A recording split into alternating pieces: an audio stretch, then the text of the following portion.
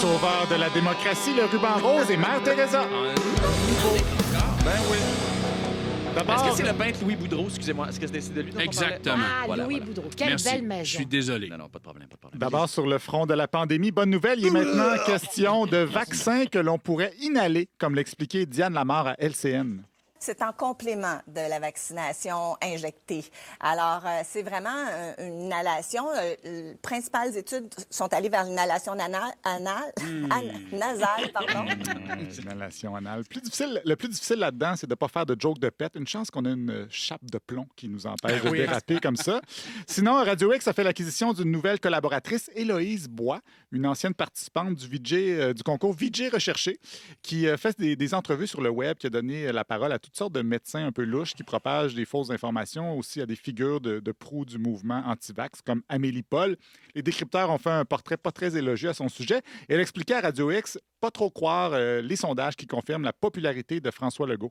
On dirait que je me garde quand même une réserve par rapport à tous ces sondages qui sont faits. Et moi, j'ai jamais été appelée de ma vie. On nous dit qu'ils montrent des intentions de vote. Mais moi, quand je prends le tout autour de moi, ils montrent vraiment pas des intentions de vote. On dirait que tout ce qui explique les... J'ai remis en cause la guerre des clans pour les mêmes raisons. Qui a déjà été appelé par la guerre des clans ici? Ben voilà. Est-ce que c'est vrai, ces sondages-là? On dirait que tout ce qui explique le mouvement anti-mesures sanitaires et complotiste est là. Raconter une anecdote pour contredire la science, se baser aussi sur sa chambre d'écho pour tirer des conclusions. On a beaucoup de travail à faire pour convaincre ces gens-là de sortir de leur bulle, ou comme dirait Patrick Masbourian, on se rend compte qu'il y a beaucoup de pain de viande sur la planche encore. ça donne faim quand même. Mais ça n'a pas empêché le politologue Christian Dufour de participer à une des émissions d'Héloïse Bois. Mais c'est-tu moi, là, Jeff Fillion, en ce moment, des fois, il dit des choses que je suis d'accord avec lui. Il y a des choses... C'est important ce que vous dites là, parce que pendant plusieurs mois, c'est quand même eux qui ont sauvé l'honneur de la démocratie. Ben, je trouve que oui, c'est les seuls parce qui ont que c'était les seuls qui affaires. avaient un contre-discours. Exact. C'est les seuls qui osaient critiquer. Bon, je n'écoutais pas leurs émissions souvent, puis je ne veux pas dire que j'étais nécessairement d'accord avec tout ce qu'ils disaient, mais heureusement qu'ils ont été là. Ben oui, Radio X, cette station qui fait son pain et son beurre à découdre le tissu social aurait sauvé la démocratie. Peut-être qu'il aurait dû les écouter avant de tirer des conclusions comme ça, parce que c'est correct d'être contre les mesures sanitaires, mais on ne peut pas faire abstraction de la manière dont c'est fait. Et justement, désolé de vous parler encore de lui, mais Jeff Fillion a une nouvelle position sur le conflit en Ukraine. Il dit que les médias nous mentent. Ça fait 4 jours que je vois le même building. Donc, ça veut dire que il n'y a pas tellement de buildings que ça qui se font démolir. Et tant mieux, là. Je suis bien content. Sauf qu'on a l'impression qu'on nous vend ça comme... tu sais, si on arrive là, il n'y a plus un building debout.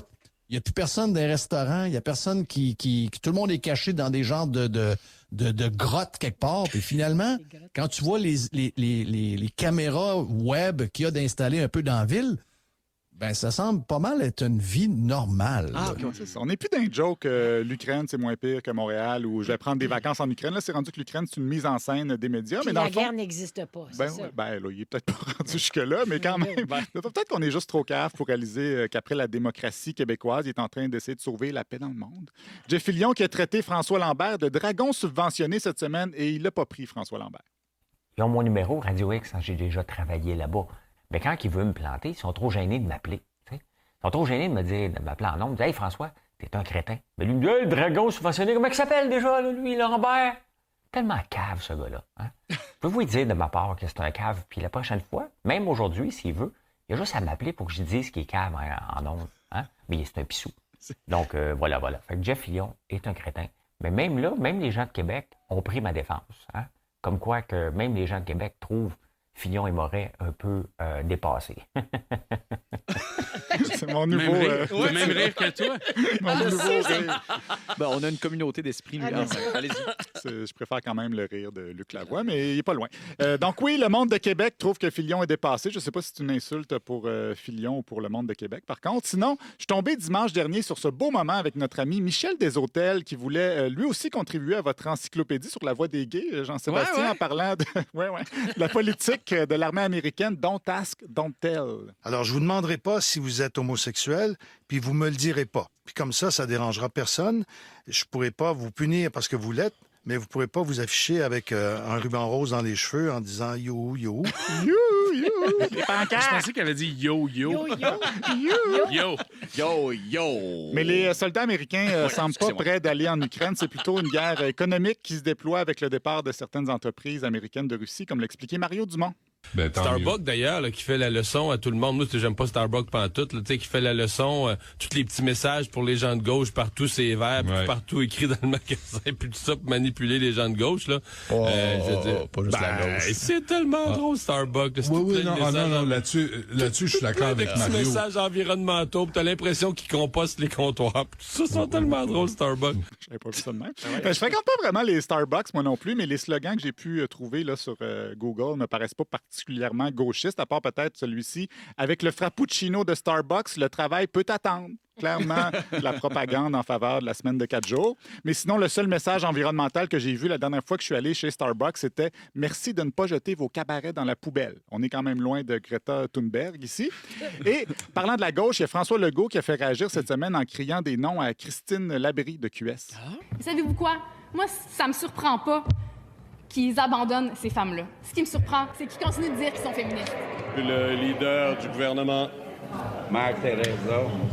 Une insulte, hein? Mère Teresa. Ça va être quoi? La prochaine fois, il va traiter GND de petit Christ. En attendant, on termine avec 2 beaux moments en commission parlementaire sur le projet de loi 96 sur le français. On se croirait presque à la garderie. D'abord, il y a le ministre Simon Touf Jolin Barrette qui a été un petit peu insulté de se faire dire qu'il était straight par Hélène David alors qu'il parlait du parcours des étudiants au cégep. Ben oui, mais vous êtes straight, puis tout est bien linéaire. Donc, tout le monde n'a pas le parcours linéaire que vous avez eu. La ministre dit que je suis straight. Je voudrais que vous répondiez à la question plutôt que faire toutes sortes de digressions. Bien, j'espère, Madame la Présidente, par le qualificatif straight que la députée me porte, j'espère qu'elle ne dit pas, qu'elle ne l'assimile pas à être ennuyeux. Peut-être le député de la Pinière veut commenter. Je sens que ça lui brûle la langue. Donc, Simon Jolin Barrette, straight. Bon, ça, c'est pas de nos affaires tant qu'il dit pas « you » en installant ses pancartes. Callback, bravo. Et le député de la Pinière, là, qui a la langue brûlée, justement, c'est Gaétan Barrette, qui, comme toujours, adore la joute oratoire. Dans la même commission parlementaire, il a tenté une passe-passe pour pouvoir dire le mot « marde ». Pour paraphraser Lisa Leblanc, c'est la merde de faire ça en 1 an plutôt qu'en 3 ans. C'est vraiment paraphrasé. J'ai paraphrasé, Madame la Présidente. Je vais quand même vous demander d'être... Vous trouvez que c'est trop? Ben oui, absolument. Ben, je vais le retirer, Madame la Présidente. Parce que, oui, merci, c'est gentil de l'avoir retiré. Je le retire avec plaisir, Madame la Présidente. C'est une chanson. Je comprends très bien ça. J'ai paraphrasé, Madame la Présidente. C'est une chanson, c'est de la culture, pas québécoise, acadienne, c'est de la culture quand même. Alors, Madame la Présidente, je pense qu'on doit avoir un niveau de langage plus approprié à la hauteur de nos débats, puis même si on paraphrase les choses. Et, comme on dit, j'essaie d'enseigner à ma fille, on n'utilise pas des mots de toilette. Hein? Fait que je pense qu'ici, on ne devrait pas utiliser des mots de toilette. Oui, nouveau règlement à l'Assemblée nationale, ne pas utiliser des mots de toilette. Des fois, je me demande si c'est une si bonne nouvelle que ça que Radio X a sauvé la démocratie, parce que, pour paraphraser le grand Brassens, quand on est con, on est con. Vous avez tellement raison. Voilà. Merci beaucoup, Olivier. Il nous reste une trentaine de secondes pour remercier